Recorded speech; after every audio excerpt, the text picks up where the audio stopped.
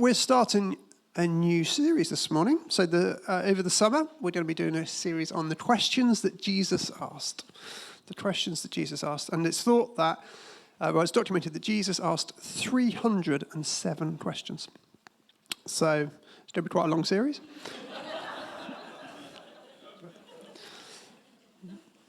Sorry. And so we're only going to be looking at a handful over the summer. But questions are great, aren't they? And Jesus really understood the power of questions, didn't he? Like a good question has that power to kind of unearth something that's quite hidden, but really quite powerful. You know, it can be like the deepest longings or motivations in our heart. And Jesus really used questions, didn't he, to like teach, to invite people into things, to challenge, sometimes to rebuke, to pastor people. He used questions to bring about transformation. And when we look at the Gospels, we see that like Jesus used questions to such effect, and our heart coming into this series is that the questions he asked about then would continue to speak to us today. So that's as a church, that's what the journey we're going to be going on over the next 6 or 7 weeks. And this morning I will be looking at actually 2 questions that Jesus asked in the story we're going to look at. And he asked these questions in response to a question that was asked of him. That was a common tactic of Jesus. Someone asked him a question and he asked a question back.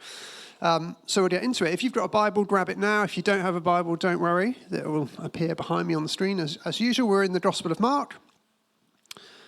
Gospel of Mark, chapter 4, starting at verse 35.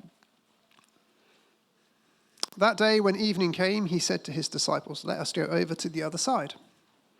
Leaving the crowd behind, they took him along, just as he was in the boat. There were also other boats with him. A furious squall came up, and the waves broke over the boat so that it was nearly swamped. Jesus was in the stern, sleeping on a cushion. The disciples woke him and said to him, "Teacher, don't you care if we drown?"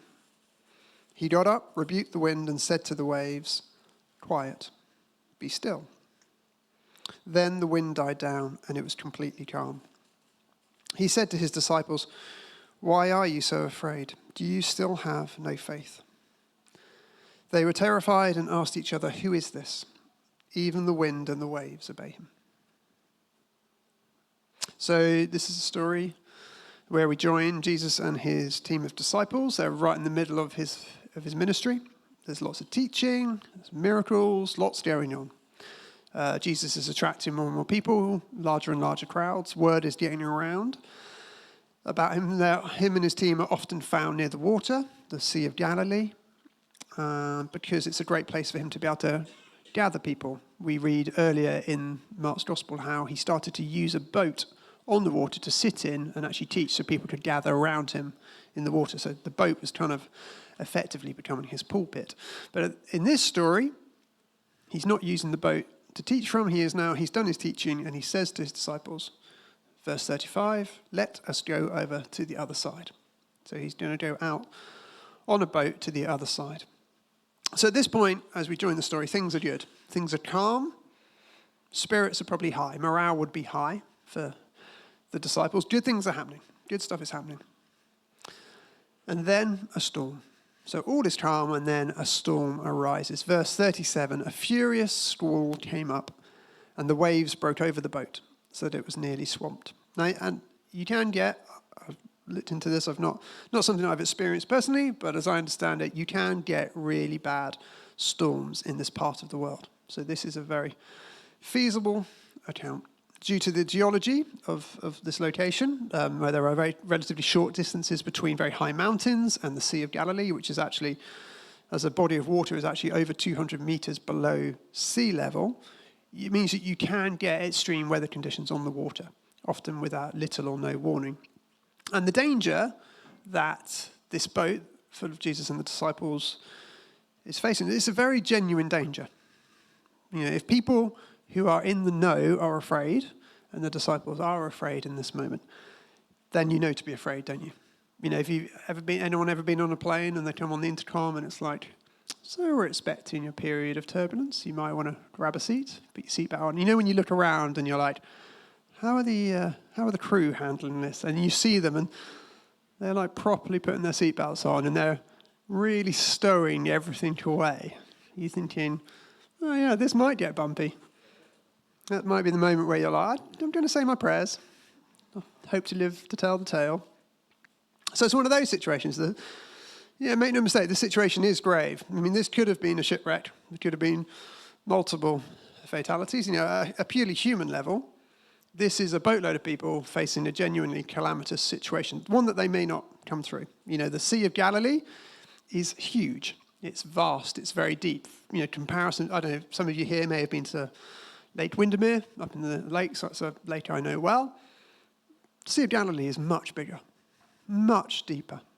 If you get into trouble away from the shore on the Sea of Galilee, you are in trouble. It can genuinely be a matter of life and death.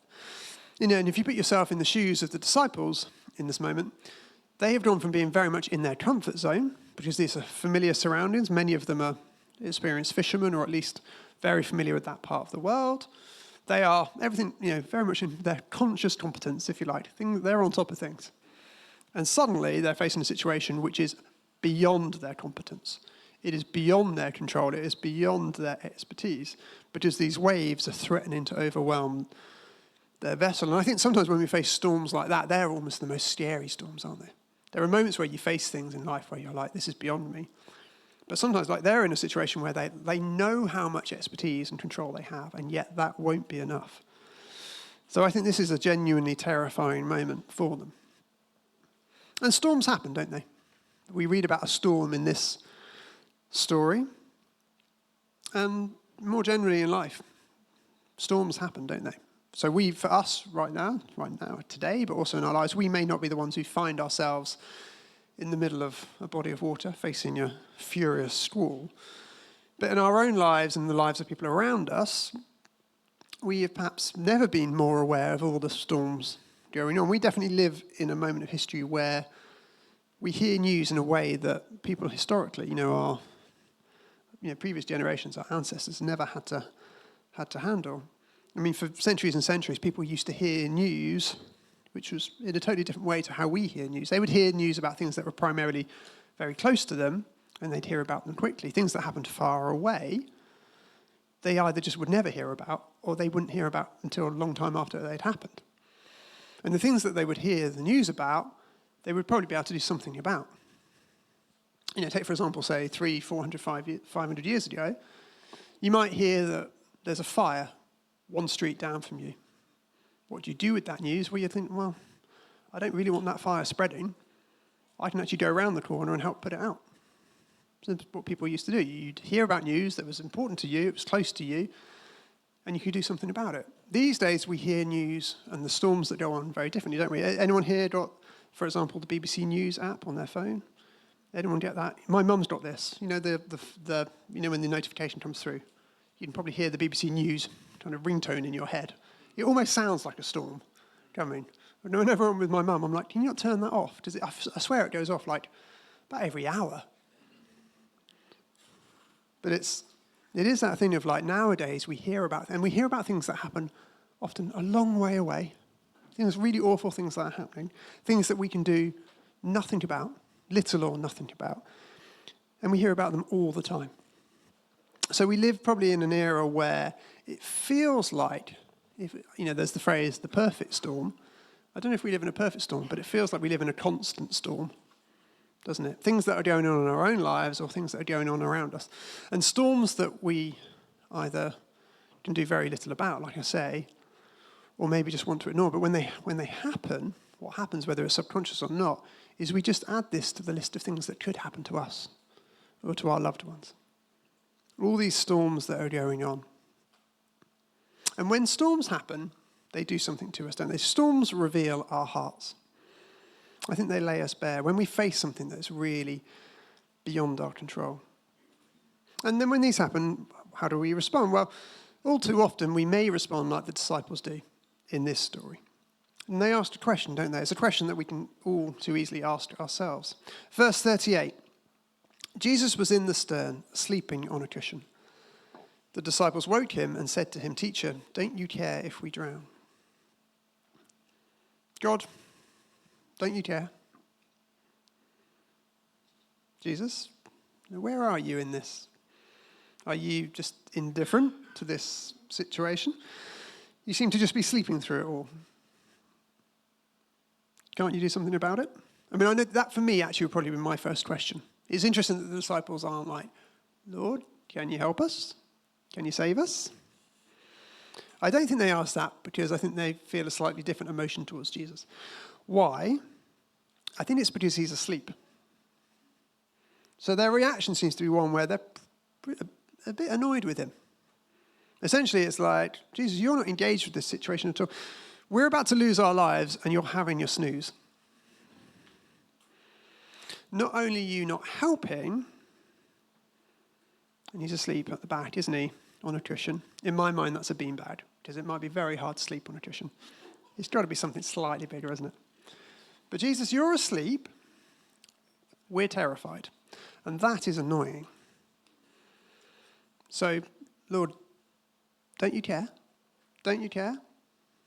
I think it can be so easy to be like that in our own lives. I know it can be for me. When it comes to our walk with God, sometimes it is just really hard to trust him. It's really easy, isn't it, to feel like, are you doing anything? Are you really at work here? Are you maybe just kind of sleeping on this? And I think the disciples have a moment here, in my mind, where they're kind of saying to Jesus, like, is this really how it all ends? Is the game up? Like, because as I said earlier, they're in a season where, like, things are good. Good things are happening. Morale would have been high. And they would have been in a mindset of, like, we're on the up. Where does this all end? And they might have been thinking, oh, this all ends. Perhaps at some point we will get suppressed by the authorities or by the mob. Or maybe this ends really, really well. Maybe this all ends because Jesus ends up in charge. And we end up dying comfortably, asleep in bed. You know, because things have gone well and we're in charge, and maybe it all ends when we're a bit wealthy and a bit more powerful. But I think they're having a moment where they're like, oh, is this really how it's going to end? Not taken out by the authorities, not taken out by the mob, but taken out by a storm? Are we really going to drown? It's like, is this it? Jesus, don't you care? And I think kind of in their adrenaline-filled anxiety, the disciples have probably, understandably, probably inevitably really, forgotten that Jesus not only is with them, but he's taken them out on the water for a reason. He is taking them to the other side. He has taken them to the other side of the lake for a purpose. And would Jesus really be taking them out onto the water to not make it to the other side? Jesus' response in this is great. Verse 39, he got up, rebuked the wind, and said to the waves, quiet, be still. Then the wind died down, and it was completely calm. So, Jesus never answers their question. Doesn't answer their question, but before he asks them some questions, which we'll come to in a minute, he does give a very emphatic response. With one command, be still, quiet, be still, and everything goes calm immediately. I love the fact that Jesus speaks to the storm, doesn't shout. Isn't that remarkable just in itself? Think what's happening, like how many times in your life, like it's all kicking off, it's chaos, it's loud. What's the one thing we all do? We all just shout, don't we? With Jesus, there's no alarm, there's no panic. It's just pure peace and authority. His words carry so much power. What he says goes. This is an unequivocal demonstration of his divinity. Ancient times, 2,000 years ago, when this all took place, the cultural norm, regardless of your kind of faith background, would have been that only God, or the gods, had the power to control the wind, the rain, the power of nature. So make no mistake, this is as powerful, if not more powerful, display of Jesus' supernatural power and authority than any of the other miracles that he did. Because only God can control the wind. And Jesus is answering their question by asking a different question. And he asks it without even having to say it out loud. By doing what he does and calming the waves and the wind with just a couple of words, He's basically saying, like, do you get it now? Do you get now who you're with? Do you get it? Do you really get what's going on here? Are you aware of whose presence you are in? And then he goes on to ask his first question. And I find it interesting that he never answers whether he cares or not. How would we respond in that? If someone asks you, like, don't you care? What's your reaction? I know mine would be, perhaps I think I'd be one of two, or maybe I'll do both. Firstly, I'll probably be like, I'm so sorry I fell asleep. I'm so sorry, let me sort that now. Let me get us out of this pickle. Sorry, guys, I was asleep. Forgive me. None of that. Also, he doesn't get defensive. There's no like, guys, how can you ask me if I care? That really hurts my feelings. Of course I care. None of that. Instead, he focuses on them, what a moment of transformation it could be for them. He doesn't answer their question. Instead, he asks them a question. In fact, he asks them two. And in doing so, he shows them just how much he cares for them and wants them to be transformed by this experience. He says to them, why are you so afraid? Why are you so afraid? Now, I don't think Jesus is being robotic here. I don't think he's being unfeeling. Because in his humanity, he would have known fear himself, wouldn't he? Jesus, by this point, had faced his own storms. He'd been gone into the wilderness for 40 days before his ministry started, which was a totally different kind of storm in itself. During the course of his ministry and his teaching, he had faced aggressive people. He had been chased out of towns. He had been, people had really resisted him, both kind of, in terms of both, like I said earlier, the mob and the kind of powers that be. So he knew what it was to encounter storms, metaphorical storms. Jesus, of course, would then go on to face another storm in the Garden of Gethsemane and then Calvary. So Jesus knows what it is to be human and to face these things. I don't think he's being unfeeling in this. Because we all have a kind of inherent, unavoidable reaction, don't we, when we're afraid. I don't know when the last time it was that you felt really scared in your life. I know for me, I had an incident just a few weeks ago. Like, I was in a park. My two boys were there. My two boys were kicking the ball around. And the ball had a slow puncher in it. It already had a slow puncher in it, so it was quite soft. And out of nowhere, a dog just came. And it was one of those dogs where you see it and you're like, by the way, just to say, I do love dogs. I'm not a dog hater, just in case there's anyone in the room. Love dogs. I grew up with a dog. I love dogs. But this dog came out of somewhere. And when you see it and you're like, that's not a happy-looking dog. And then one of my sons was like, and the dog took the ball and he went off with it, had the ball between his teeth, quite big teeth. And one of my sons was like, bad dog, give me the ball back. And I was like, no, it actually might be a bad dog. So, and when you're looking around and you're like, where's the owner? Where's the owner? And then this other guy emerges. And he's like, he's not the owner. He was just there. But he's obviously very confident with dogs. So he's like, don't worry, mate, don't worry. He manages to cajole the dog, get the ball out of the dog's mouth. This dog that really, really wants this ball. And he's like, there you go, mate. And he threw the ball to me. Because he's obviously thinking, I'm helping you get your ball back for your sons. And I'm like, oh, thanks. That's great. At which point, the dog comes to me, and the dog's like pretty aggressive, and he wants the ball back. And I've got a choice between which is, do I save this football, which has already got a slow puncher in it, for my boys, or do I think that dog, if he doesn't get the ball back, I don't quite know what he's going to do. You won't be surprised to hear that I threw the ball away. And off the dog went, but then the owner came out. If I'm being honest, it wasn't the most comforting experience seeing the owner. He didn't exude a high level of control over his dog. Anyway, I say this, I hope that isn't too triggering for people in the room who've got any dog phobia. It was a very rare incident, and it all was fine. My point I'm trying to make is that we all have moments in life, don't we, where suddenly, and often out of nowhere, things can feel a bit out of control. I had a moment. It took me about 5-10 minutes. When the adrenaline is up, and you're like, ooh, that could have taken a turn. That's, the disciples have this moment here in the boat. It must have been genuinely pretty scary. When Jesus says, "Why are you so afraid?" I don't think he's like, it's not in recognition of that. I think what Jesus is speaking to is something different. He's speaking to where their fear has taken them. Not that they feel fear, but where their fear has taken them. Where their fear has taken them, it's taken them to both a place of hopelessness and a place of doubt.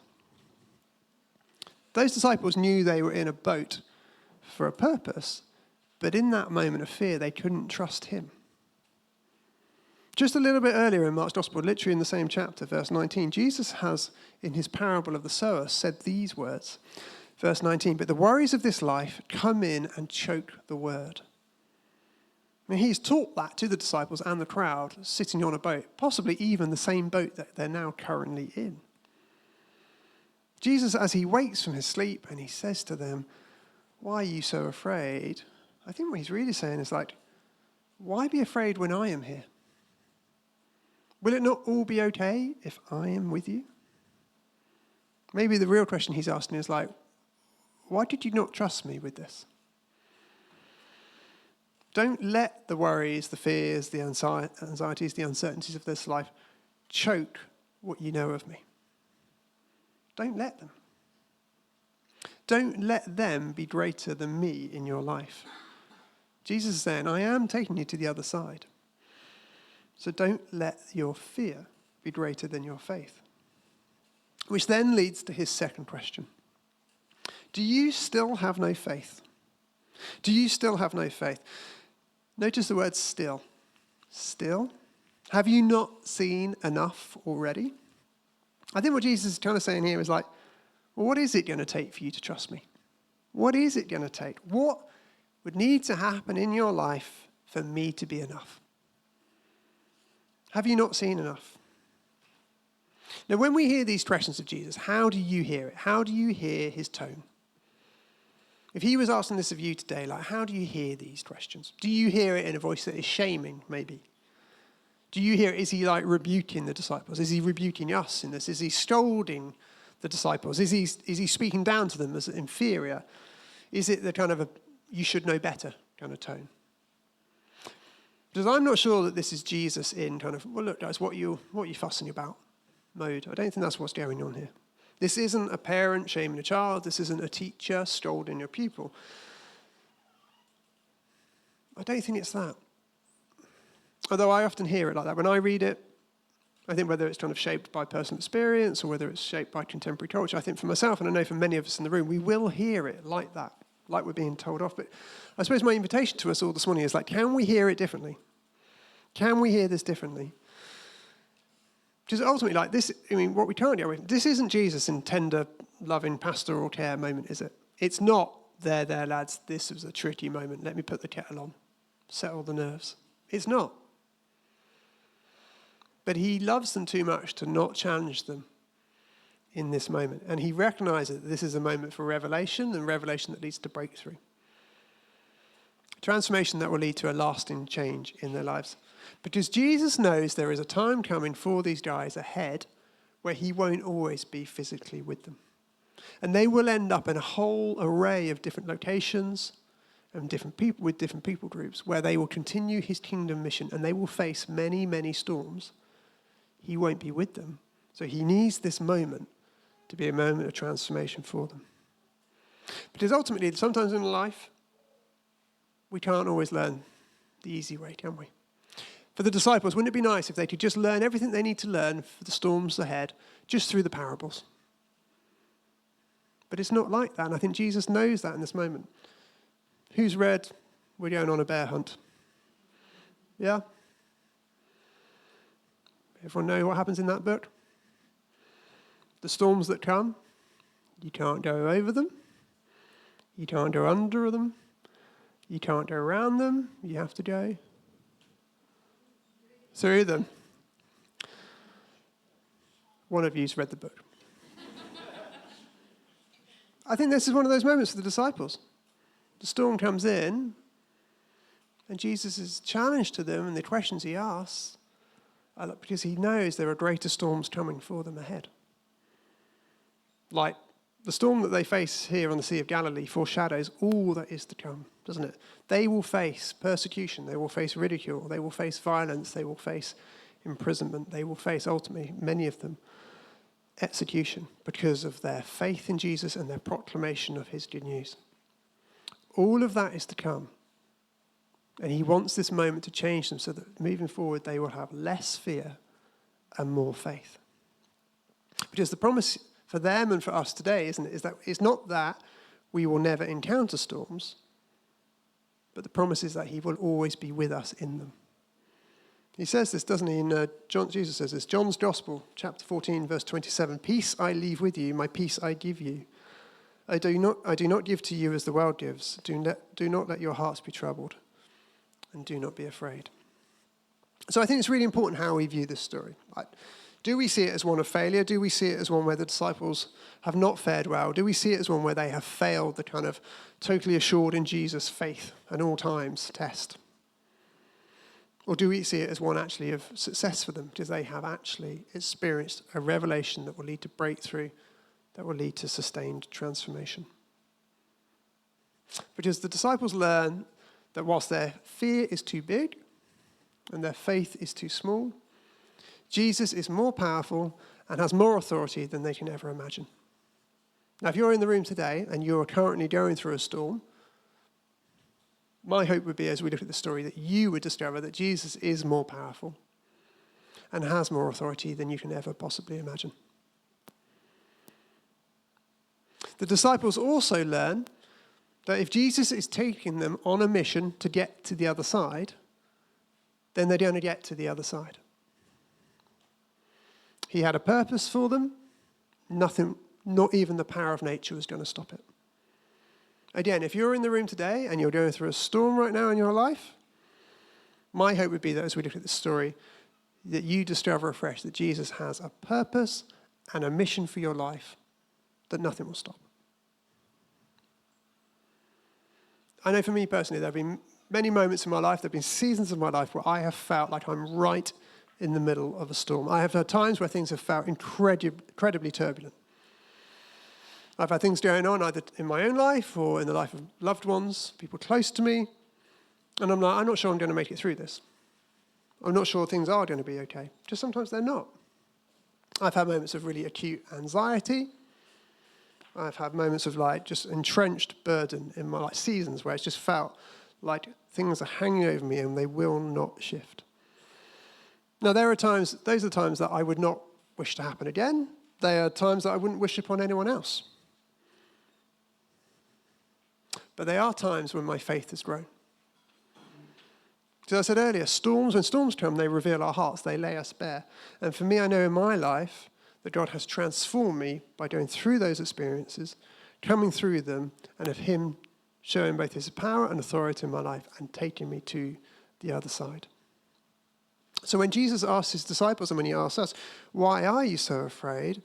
Do you still have no faith?" For me in my life, I know it's after those storms where my heart can say, well, now I am less afraid. I am less afraid than I was. I have more faith than I did before. I trust you, Jesus, more than I did before. I can say to him, well, you are enough. Because when the storms come, I know that I am not nearly enough to handle this, but I know that you are. And then this story ends, interestingly, with one more question. And it's not a question that Jesus asks, it's another question of the disciples. Verse 41, they were terrified and asked each other, "Who is this? Even the wind and the waves obey him." Who is this? And that's obviously a question we all need to ask. I know for some of us in the room, that's a question we ask regularly. Perhaps you're here today and you're still wrestling with that question of who is Jesus? But it's a question that ultimately we all come to. And the answer is not just what we read in this story, but what we see in the whole gospel account. Jesus is the guy who will face the ultimate storm for us. Now, as you look at the story, I'm guessing there might be one or two people in the room who've already thought of a different story in the Bible, the story of Jonah. If you're not familiar with the story of Jonah, this is in the Old Testament. This is a guy who had a very clear calling from God in his life, and he chose to run away from God. He kind of was like, I can't do that, and he went the other way. And he ends up on a boat. And on that boat, guess what? He also falls asleep. And whilst he's asleep, a storm comes along. The boat he's on is overwhelmed by waves, and he knows it's happened because of his disobedience to God. And he says to his shipmates, you're going to have to throw me in. You're going to have to throw me in. For you guys to survive, I need to perish. I need to die so that you don't have to. That's what Jonah says. They throw him in, Jonah goes into the water, God saves him, and his shipmates survive as well. Sounds a bit familiar, doesn't it? Because of this story with Jesus as well. And Jesus alludes to Jonah as well in the Gospel of Matthew, chapter 12. He talks about this. He directly compares himself to Jonah. That's no accident. Because in this story, there is a storm that Jesus quells with just a couple of words. But later on, there is a storm that Jesus faces, and that's a storm that only he can face. And he faces it so that we don't have to. Just like Jonah went into the waves, Jesus goes into the ultimate waves, the ultimate storm. And that is the waves of sin and of death. Jesus is the one who encounters the only storm that can actually sink us. He is the one who is swept away by that storm, his death on the cross, only to be raised from it 3 days later. So when Jesus asked the disciples and when he asks us, why are you afraid? We do well to think, well, actually, because of Jesus, we have nothing to be afraid of. Because there is a day coming where there will be no more storms. There will be no more brokenness. There will be no more death. All of the waves, all of the wind will be totally stilled. Jesus is the guy who calms all the storms forevermore. And doesn't that answer the other question? God, don't you care? If we ever ask God, Jesus, don't you care? Are you asleep on the job? When we know that Jesus is the one who ends all the storms, that's when we know how much he cares. Amen.